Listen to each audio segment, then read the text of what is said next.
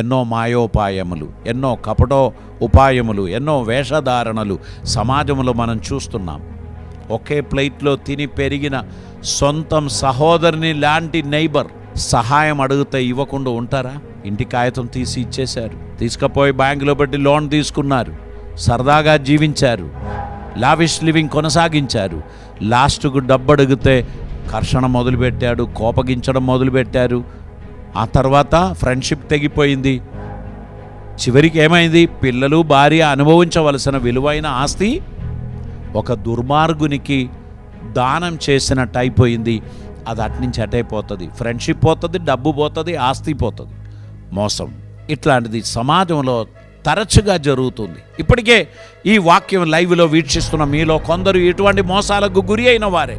మిమ్మల్ని సంతకం పెట్టించి యాగం చేసిన వాళ్ళు కొందరైతే, మీ ఆస్తిని దొంగలించి అన్యాయం చేసిన వారు మరికొందరు.